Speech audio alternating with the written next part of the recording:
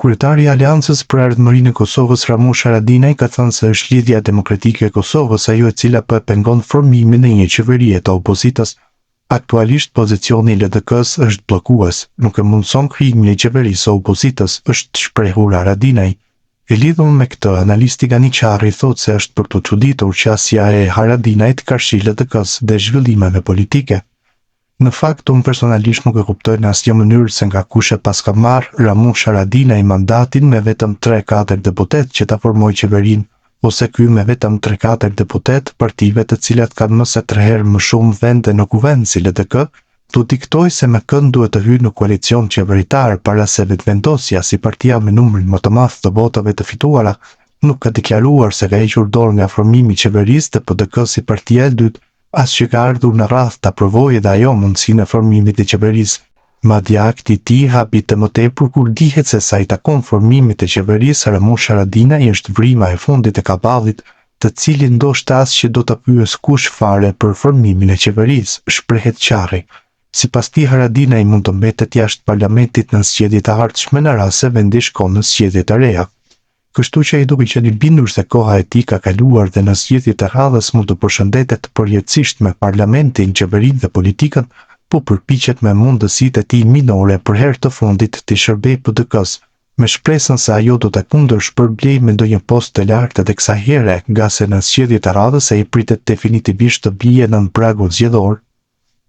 dhe t'ja lë lamtumirën jetës parlamentare dhe institucioneve politike të vendit, nënvizon Çarri, sipas të cilit Haradinaj është të shndruar në mashtë të LDK-s.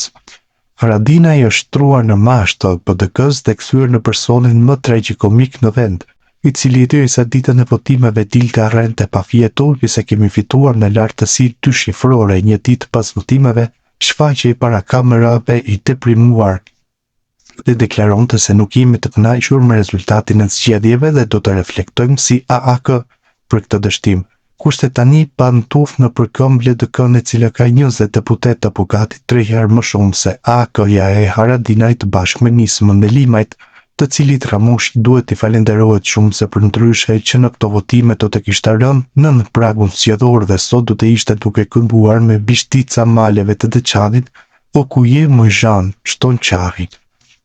Duke pasur parasysh se pas zgjedhjeve të nëntshkurtit LDK është bërë çelësi magjik për formimin e qeverisë së re si nga partia fituese ashtu dhe në variantin e formimit të qeverisë nga opozita, Haradinaj po vjon si një ermit ta kritikojë LDK-n me synimin e mbrapsht që PDK dhe AAK të sakrifikojnë përsëri LDK-n si dikur për t'u aplotësuar numrat dhe përmbushur dëshirat. PDK-s të marrë pozitën e kryeministrit të vendit kurse AAK-s me vetëm 3-4 deputet që Ramushi të katapultohet në mënyrë automatike si president, post të cilin ai duket se po vazhdon ta ndërrojë me sy hapur, thekson Çarri. Ai thotë se synimi kryesor i Haradinajt është posti i presidentit të vendit.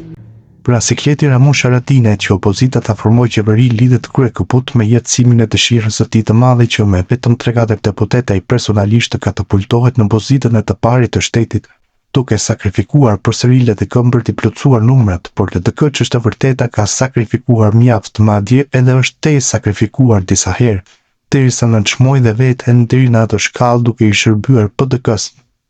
Sa që edhe elektorati ja kthyen shpinën dhe në votimet e vitit 2021 pësoi rënje historike duke rëshitur në vetëm 12% të votave në shkallë vendi, gjë të cilën nuk e kishte pritur as menduar kush. Prandaj është shumë komike dhe e hapitshme deklarata e Ramushit se gjoja LDK po bllokon një qeveri të opozitës derisa ky si partia e fundit në listë nuk e ka as mandatin, as mundësinë për më tepër as të drejtë ligjore t'i ofrojë LDK-s formimin e qeverisë dhe vetëm një gjë që intereson Ramushit është që LDK të shërbejë përsëri si në kohën e Hashimit të Isa Mustafës për t'u aplotësuar numrat PDK-s me 24 deputet, madje edhe Ramush Haradinajt të AAK-s me 3 apo 4 deputet, derisa vetë LDK ka fituar 20 vende në kuvend dhe radha e fjalës i takon shumë më përpara se sa Ramush Haradinajt, shpjegon Çarri. Sipas Çarrit, në rast se LDK pranon të bëhet pjesë e qeverisë, atëherë duhet të bëhet pjesë e koalicionit me vetvendosjen.